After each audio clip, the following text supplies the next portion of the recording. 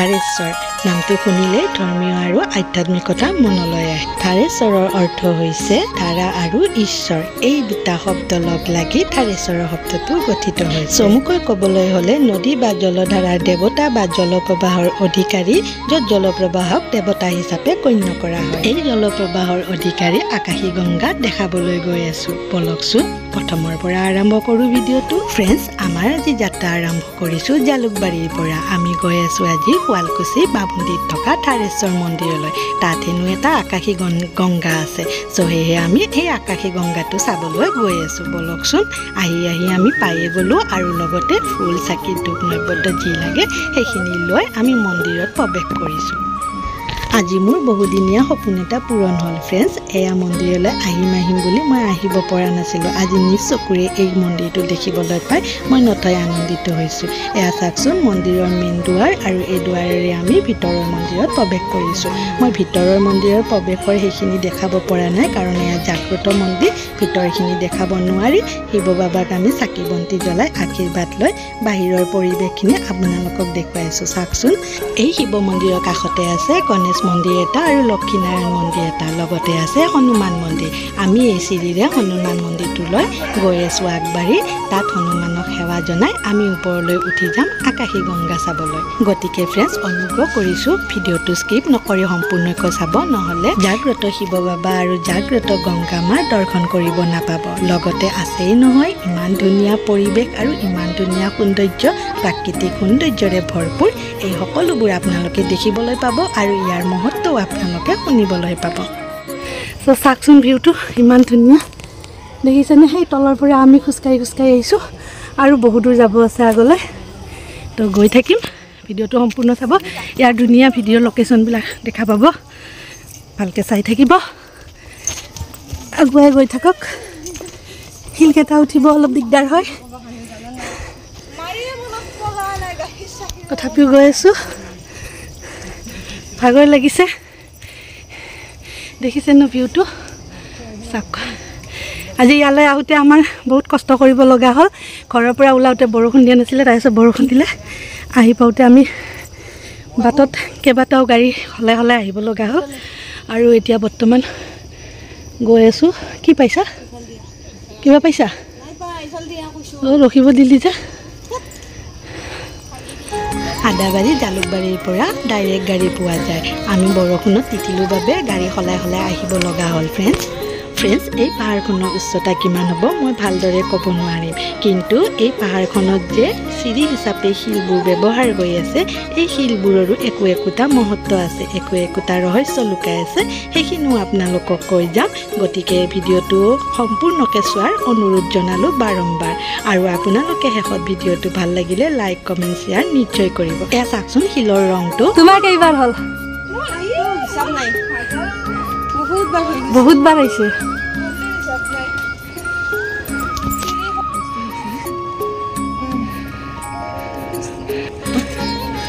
এয়া ব্ৰহ্মপুত্ৰ নদী দেখা যায়।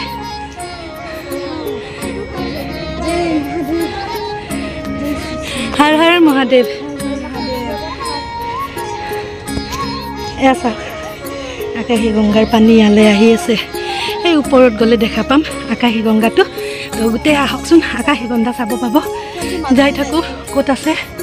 প্ৰথমবাৰ আহিছোঁ, ভাবা নাছিলোঁ আহিম বুলি। বাৰ লগৰজনী ইয়াতে শৰাই দিছে, ভোগ দিছে। চ' তাকে আহিছোঁ। গতিকে ভিডিঅ'টো শেষলৈকে চাব আৰু ধুনীয়া দেখিবলৈ পাব। ইয়াৰ প্ৰাকৃতিক সৌন্দৰ্য খুবেই ধুনীয়া। অলপ ভাগৰ লাগিছে, কিন্তু আকাশী গংগাখনি দেখিলে ভাগৰ কমি যাব। তো ৰাইট বন্ধুসকল, আগুৱাই আহি থাকক। মোৰতো ভাগৰ লাগিছে, আপোনালোকে এডাল লাঠি লৈ উঠিব পাৰিব।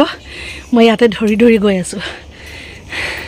বলক আগলৈ গৈ থাকোঁ, তাৰে লোকেশ্যনখিনি অলপ দেখাবলৈ চেষ্টা কৰিম। সেয়া চাওক ফ্ৰেণ্ডছ, পালোঁ আহি, সেইখিনিলৈ যাম। ফ্ৰেণ্ডছ, আমি একেবাৰে পাহাৰৰ শিখৰত আহি পালোঁৱে আৰু খুব ভাল লাগিছে ইয়াতে আহি।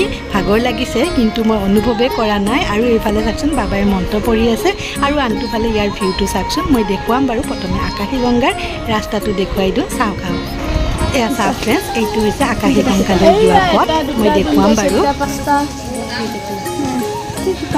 এই হালজি দুৱা সূতাত সূতা দাম মেৰে যায় কোনটো সূতা মই বুজি পোৱা নাই ইমান ডাঙৰ ডাঙৰ দেখছি না বাৰ ফ্ৰেণ্ডজনী ইয়াকে কৈ আছে যে ইয়াতে হেনো মা পাৰ্বতীয়ে শাল বৈছিলে আৰু সেয়া শাল বোৱা গাঁতকেইটা এতিয়াও আছে মই ভিডিঅ' কৰিব নোৱাৰিলোঁ আকাশী গংগা চোৱাৰ হেঁপাহতে ফ্ৰেণ্ডছ এনেদৰে আকাশী গংগা আৰু শিৱ বাবাৰ দৰ্শন কৰিবলৈ হ'লে এই পথটোৰে যাব লাগে পথটো বৰ পিছল হৈ থাকে ফ্ৰেণ্ডছ শিলৰ খটখটি হয় কিন্তু খুব পিছল এনি টাইম পানী পৰি থাকে যে বৰষুণ পৰি থাকে সেইবাবে এয়া মই ৱাটাৰফল বুলি নকওঁ এয়া বৰষুণ পৰে কাৰণ আপোনালোকে ওপৰত গ'লে দৃশ্য দেখিলে নিজেই গম পাব ফ্ৰেণ্ডছ এই ঠাইখিনিনো কেনেদৰে হ'ল তাৰে অলপমান বৰ্ণনা কৰিছোঁ শুনকচোন ইয়াৰে পুৰোহিতে কোৱা অনুসৰি তলত হেনো 6 ঘৰ নেপালী সম্প্ৰদায়ৰ লোক আছিল তেওঁলোকে এইখন জংঘল চাফা কৰোঁতে আকাশী গংগা দেখিবলৈ পালে আৰু তাৰ পিছতে আহিল কেইঘৰমান বড়ো সম্প্ৰদায়ৰ লোক তেওঁলোকে এই গোটেই ঠাইখিনি চাফ চিকুণ কৰি মানুহ আহিব পৰা কৰি দিলে তাৰপিছতে ইয়াৰ বাসিন্দাসকলে তলত শিৱ মন্দিৰটো স্থাপন কৰিলে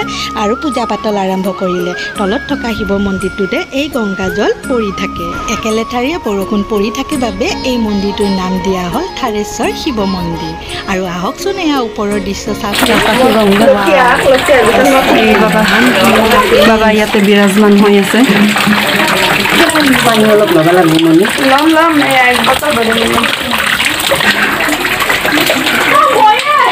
শিৱ শম্ভু কণ্ঠ প্ৰভু ভোলানাথ কৈলাশপতি শিৱ শম্ভু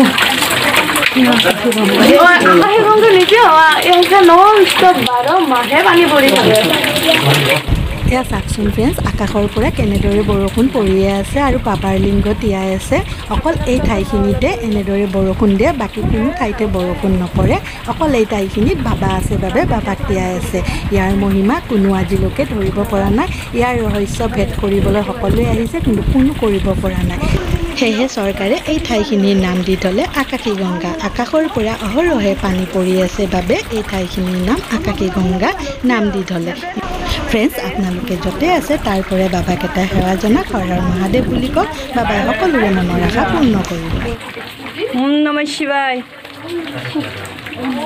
ওম নমঃ শিৱায় হৰ হৰ মহাদেৱ জয় শিৱ শম্ভু জয় কৈলাশপতি ৰ'ব ফ্ৰেণ্ডছ মই তলৰ পৰা আকাশী গংগাৰ পানীখিনি অলপ ভালদৰে ওচৰৰ পৰা দেখুৱাই দিওঁ এয়া আকাশী গংগাৰ পানীখিনি আৰু এটা মহত্ব আছে সেয়া কি জানেনে ইয়াৰ ইম্পৰ্টেণ্ট মহত্বটো হৈছে ইয়াৰ সোৱাদ অমৃত আমি খাই পোৱা নাই যদিও এই পানীখিনি এবাৰ আপোনালোকে খাই চাবচোন যদি কোনোবাই আহে আপোনালোকে ইয়ালৈ পানীখিনি নোখোৱাকৈ নিশ্চয় নাহিব ফ্ৰেণ্ডছ কাৰণ পানীখিনি নাখালে আপুনি বহুত বস্তু মিছ কৰি পেলাব এয়া পানী এনেকুৱা সোৱাদ মই ইয়াৰ কোনো বৰ্ণনা কৰিব পৰা নাই ইমান ধুনীয়া মিঠা ইমান সোৱাদ মোৰ মুখত এতিয়াও লাগি আছে মই বটলত এবটল পানী ভৰাই লৈ আহিছোঁ মইতো হাতত লৈ লৈয়ে পানীখিনি খালোঁ ইমান সোৱাদ পাইছোঁ নহয় মোৰ পেট মন সকলো ভৰি গৈছে ফ্ৰেণ্ডছ খুব ভাল লাগিছে মিঠা আছে পানীখিনিয়ে মিঠা লাগছে পানী ফ্ৰেণ্ডছ কৈলাশত যোৱাৰ মোৰ ভাগ্য আছে নে নাই মই নাজানো কিন্তু আজি এই ঠাইখিনিলৈ আহি মই কৈলাশত থকা যেনে অনুভৱ কৰিছোঁ খুব ভাল লাগিছে ফ্ৰেণ্ডছ মজা লাগছে এইকেইটা নামি আহি আছে লাহে লাহে আহি থাক বহি বহি আহ নহ'লে এজনৰ গাত এজনে ঠেলি মাৰি দি আহি যাবি শুদ্ধ কৰি দিয়ে যাওঁতে শুদ্ধ কৰি দিয়ে ফ্ৰেণ্ডছ নামি আহোঁতে সাৱধানে নামি আহিব কাৰণ শিলবোৰ বৰ পিছল হৈ থাকে কি ধুনীয়া মিঠা ন পানীখিনি খাই চাবিচোন কি ধুনীয়া মিঠা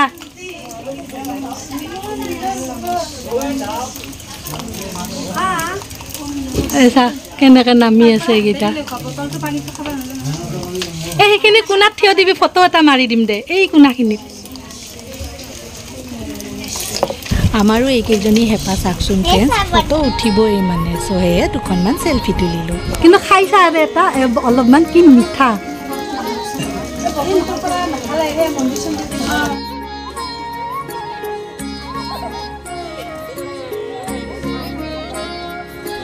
ফ্ৰেণ্ডছ, সকলোৱে ওপৰৰ পৰা নামি অহাৰ পিছত ইয়াতে থকা পুৰোহিতজনৰ পৰা সেৱা প্ৰাৰ্থনা জনাই আশীৰ্বাদ ল'লোঁ। এই পুৰোহিতজন বহুত আগৰ পৰাই আছে। তেওঁৱে ইয়াতে অহা সকলো ভক্তক আশীৰ্বাদ দিয়ে আৰু এই আকাশী গংগাৰ সকলো কাহিনী তেওঁৱে জনায়। এই পুৰোহিতজন সদায় ইয়াতে বহি থাকে। তেওঁ ৰাতিপুৱা সোনকালে আহে আৰু বাবাৰ পূজা অৰ্চনা কৰি ইয়াতে বাবাৰ পুথিপাঠ পঢ়ি থাকে। যোৱাৰ কোনো নিৰ্ধাৰণ সময় নাই। তেওঁ ভক্ত থকালৈ ইয়াতে বহি থাকে, কাৰণ ভক্তসকলক আশীৰ্বাদ দিব লাগিব নহয়, সেয়েহে ইয়াতে বহি থাকে। আহকচোন ফ্ৰেণ্ডছ, ইয়াৰে এতিয়া প্ৰাকৃতিক সৌন্দৰ্যসমূহ উপভোগ কৰোঁ। চাওকচোন কি ধুনীয়া দৃশ্য। এইফালে এখন পাহাৰ আৰু আনটো ফালে তলত চাওক ব্ৰহ্মপুত্ৰ নদী আৰু তলত আছে ঘৰ আৰু শুৱালকুছি ধুনীয়া খেতি পথাৰ। ফ্ৰেণ্ডছ, এতিয়া বলকচোন তললৈ যাওঁ আৰু আপোনালোকক চিৰিকেইটাত যে শিলবোৰ আছিলে সেই শিলবোৰৰ মহিমা ক'বলৈ আছে নহয়। আহোঁতে কৈছিলোঁ নহয় আপোনালোকক ইয়াৰ মহিমাবোৰ ক'ম। বলক এতিয়া বাটেৰে গৈ থাকোঁতে আপোনালোকক সেই মহিমা কৈ যাম। ফ্ৰেণ্ডছ, ধাৰেশ্বৰৰ পৰা নামি আহিছোঁ, মেইন মন্দিৰৰ পৰা পাহাৰৰ পৰা। এতিয়া এই তললৈকে নামি যাম আৰু আপোনালোকে চাওকচোন এইফালে ব্ৰহ্মপুত্ৰ নদীখন ইমান ধুনীয়াকৈ দেখা পাইছে। এতিয়া তললৈকে যাম, গৈ পেলাই তলৰ মন্দিৰটোত ভোগ দিছে, ভোগ খাম, খাই পেলাই ঘৰলৈ যাম। তেতিয়ালৈকে আপোনালোকে চাই থাকিব কি ভোগ খালোঁ আৰু কি কৰিলোঁ সেইখিনিও দেখুৱাম। আহক নামি যাওঁ এতিয়া। যাওঁ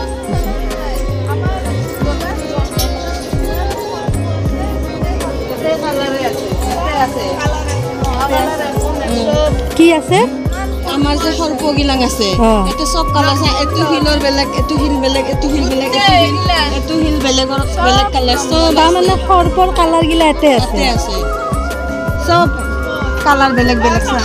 ফ্ৰেণ্ডছ, আপোনালোকে ধৰিব পাৰিছেনে তাই কি ক'ব বিচাৰিছে? তাই ক'ব বিচাৰিছে যে আমাৰ পৃথিৱীত যিমান কালাৰৰ সৰ্প আছে সেই সৰ্পৰ কালাৰবোৰ এই শিলবোৰত আছে। এই শিলবোৰত চাওকচোন, যেনে ধৰি লওক ৰঙা, সেউজীয়া, নীলা ধৰণৰ সৰ্প থাকে যে, সেয়া সৰ্পৰ কালাৰবোৰ এই শিলবোৰতে আছে। এয়া আছিলে এই শিলবোৰৰ মহিমা। তাইৰ পৰাই শুনো আহকচোন আৰু কিছুমান কথা। আকাশী গংগা চিৰিকেইটা উঠি গ'লা, ওপৰত গৈ কি দেখিলা? ওপৰত গৈ কি দেখিলোঁ মানে, ওপৰত এটা ডাঙৰ শিৱলিংগ আছে আৰু বাবাৰ মূৰ্তি আছে। তাত মানে নিজৰাৰ পানী পৰি থাকে। যোৱাতে বাৰু ভীষণ কষ্টই হয়, কিন্তু বাবাৰ ওচৰ পোৱাৰ লগে লগে মানে এনেকুৱা লাগে নিজকে নিজে কেনেকুৱা ফিল হয় আপোনালোকক ভাষাৰে বুজাব নোৱাৰোঁ। বহুত ভাল লাগিল, ভাল লাগিছে, আহি ভাল লাগিছে। নিশ্চয় মনৰ আশা পূৰ্ণ হওক আৰু যি উইচ কৰিছা সেইখিনি পূৰ্ণ হওক। তো আগে পিছে আহি থকা আৰু ইয়াতে মন্দিৰত আগতে আহিছিলা আৰু শৰাইভাগ যে দিলা আজি, মনৰ আশা পূৰ্ণ হোৱাৰ বাবে নে আগে পিছে দি থাকা? মই মানে আমি মানে আগে পিছে আহি থাকোঁ, এনেকৈ দিয়ে থাকোঁ, শৰাই দিওঁ, নৈবাদ দিওঁ আৰু কয় নহয় কিছুমান ভোগ হয় বুলি, সেনেকুৱা মানে আমাৰ মাৰ কাৰণে খোৱা হৈছিল ভোগটো, সেইকাৰণে দিলোঁ। মানে আশাটো পূৰণ হ'ল, হোৱাৰ কাৰণে দি দিলোঁ। দিয়া গৈছে ন? যে ভাল লাগিল আৰু কিবা মনৰ আশা থাকিলে সেইখিনিও পূৰ্ণ হওক। ঠিক আছে দিয়া। তোমাৰ কেনেকুৱা লাগিল ওপৰত গৈ পেলাই? তুমিতো প্ৰথম আহিছা। মই এইবাৰ ফাৰ্ষ্ট আহিছোঁ, মানে গৈ পেলাই মানুহক অনুভৱ বুজাব নোৱাৰি, ইমান মানে কি অনুভৱ, আপুনি বাবাক কি মানে মই বুজাব নোৱাৰোঁ। মানে মনৰ আশাখিনি ভাবি থৈ গ'লে তাতে খুজিবৰ কাৰণে পাহৰি যোৱা। একো খুজিব নোৱাৰে আপোনালোকে, মানে ভাবি যাব যে মই অমুক খুজিম, কিন্তু তাতে গ'লে আপোনালোকে ধৰিব নোৱাৰিব মই কি খুজিম। মানে বাবাৰ লিংগ আছে, আকাশী লিংগ, পানী পৰি থাকে, মানে কেনেকুৱা অনুভৱ আপুনি নিজে নাহিলে একো আপুনি মানে অনুভৱ কৰিব নোৱাৰে। সেইটো ইমান মানে ভাল লাগে। এবাৰ আহিব আপোনালোকে, নিজে আহি কেনে অনুভৱটো কেনেকুৱা লাগে নিজে চাব আপোনালোকে।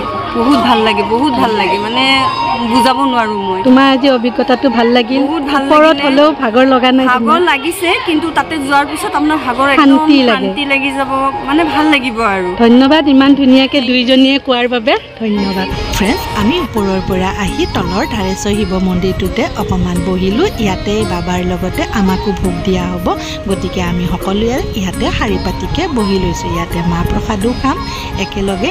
আৰু এটা কথা, ইয়াৰ শিৱলিংগটো জাগ্ৰত শিৱলিংগ হয়, মাটি পুতি নিজে ওলোৱা শিৱলিংগ, কোনো মানুহে স্থাপিত কৰা নহয় ফ্ৰেণ্ডছ। আৰু এয়া ভক্তৰ ভিৰ চাওকচোন, সকলোৱে ভোগ খাব ৰখি আছে আৰু বাবাকো ভোগ লগোৱাইছে, সেৱা জনাওঁ।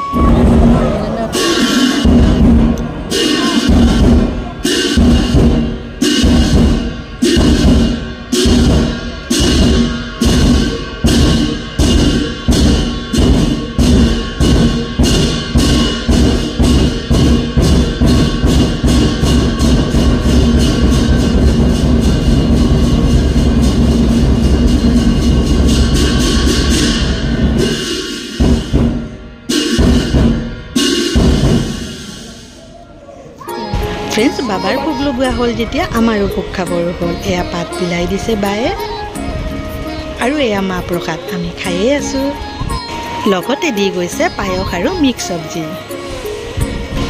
এয়া ভাতো আহি পালে এতিয়া আমি ভোগ গ্ৰহণ কৰোঁ আৰু আপোনালোকে ভিডিঅ'টো ভাল লাগিছে যদি লাইক এটা কৰক কমেণ্টত লিখক কেনেকুৱা পালে চাই আৰু লগতে বন্ধুবৰ্গ পৰিয়ালসকলৰ লগত ভিডিঅ'টো শ্বেয়াৰ কৰি ইয়াৰ মহিমাখিনি শুনাওক আৰু লগতে ইয়াৰ সৌন্দৰ্য উপভোগ কৰক আৰু অনুগ্ৰহ কৰিছোঁ সকলোৱে যাতে এবাৰ এই মন্দিৰটোলৈ আহে আমাৰ ভোগ খোৱা হ'ল ফ্ৰেণ্ডছ আৰু এতিয়া আমি ঘৰলৈ যাবলৈ সাজু হৈছোঁ ভিডিঅ'টো ভাল লাগিলে আকৌ এবাৰ কৈছোঁ লাইক কমেণ্ট শ্বেয়াৰ কৰিব লগতে নিউ ভিউজসকলে ছাবস্ক্ৰাইব কৰিব নাপাহৰিব সকলোৱে ভিডিঅ'টো ধৈৰ্য সহকাৰে চোৱাৰ বাবে বহুত বহুত ধন্যবাদ জনালোঁ পুনৰ আহিম নতুন এটা ভিডিঅ' লৈ হৰ হৰ মহাদেৱ আজিলৈ বাই বাই